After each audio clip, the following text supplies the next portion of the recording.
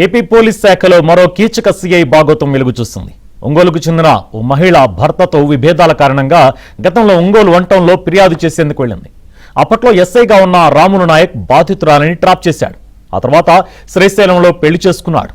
అయితే ఇప్పుడు తెనాలిలో మరో మహిళతో వివాహేతర సంబంధం పెట్టుకుని బాధితురాలని వేధిస్తున్నాడు. సీఐ రాములు నాయక్ పై తెనాలి డీఎస్పీకి ఫిర్యాదు చేశారు.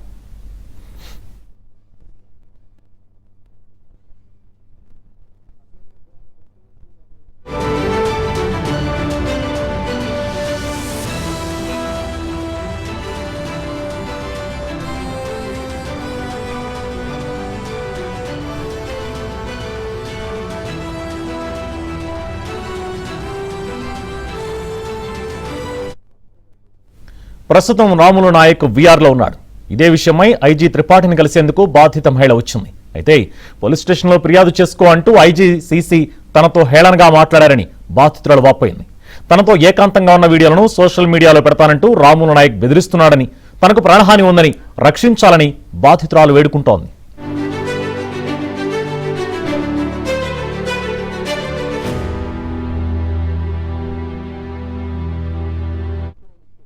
ఆయన యూనిఫామ్ వేసుకొని అన్ని మిస్యూజ్ చేస్తున్నాడు సార్. ఆడవాళ్ళతో ఇష్టం వచ్చినట్టు తిరుగుతున్నాడు. ఇంకా ఏం చెప్తున్నాడు అంటే, నువ్వు మన ఇద్దరం కలిసిన ఫిజికల్గా ఇంటిమేట్ అయిన వీడియోస్ ఉన్నాయి, అవి నేను ఆమెకు పంపించాను, ఆమె దగ్గర ఉన్నాయి, నువ్వు ఎక్కడికన్నా వెళ్తే నేను అది ప్రెస్కి రిలీజ్ చేస్తాను అని చెప్తున్నాడు సార్. అసలు అంత చనువు ఆమెకు ఎందుకు ఇచ్చాడో నాకు ఇప్పటికి కూడా తెలియదు సార్. వాళ్ళు అందరూ కలిసి అవన్నీ చేసి దానికి కారణం నేను అంటున్నాడు సార్. నేను ఆయనతో ఉండి ఆయన ఇచ్చిన డబ్బులు తీసుకొని ఆ పోషన్తో నేను పెరిగి నా పిల్లల్ని చదివించడం తప్ప నేను ఇంకా ఏ తప్పు చేయలేదు సార్.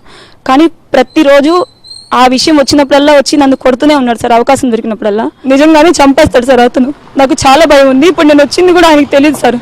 తెలిస్తే ఇంకేం లేదు సార్. నాకేమన్నా అయితే నా బిడ్డలు అన్యాయం అయిపోతారు సార్. నేను రోడ్డు మీద పడిపోతాను సార్. అధికారం ఉంది చేతిలో, అందరు రాజకీయ నాయకులు అండ ఉందని నన్ను చాలా సతాయిస్తున్నాడు సార్.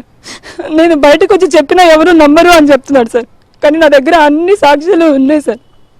నేను ఎన్ని దెబ్బలు తిన్నాను, నన్ను ఎంత సెక్సువల్గా అబ్యూజ్ చేశాడు. అలా 15 ఏళ్ళుగా ఒక్కొక్క రోజుకి 10 సార్లు నన్ను హింసించినవి కూడా ఉన్నాయి సార్. నన్ను పూర్తిగా మోసం చేశాడు సార్. మోసం చేసినందుకు కూడా నాకేం బాధ లేదు. ఆమె దగ్గర డబ్బులు ఉందని నన్ను హింసిస్తే నేను తీసుకోలేకపోతున్నాను సార్. నన్ను అవమానించారు సార్. బాగా పచ్చి పచ్చి బూతులు తిట్టారు, కొట్టారు, జుట్టు పట్టుకుని లాగారు, రోడ్డు మీదకి నెట్టారు.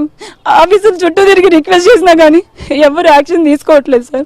తీసుకోరు, తీసుకుంటే డిపార్ట్మెంట్కి చెడ్డ పేరు వచ్చింది, నువ్వు కావాలంటే ఎక్కడికైనా వెళ్ళి చూడు అని సవాల్ చేశాడు సార్.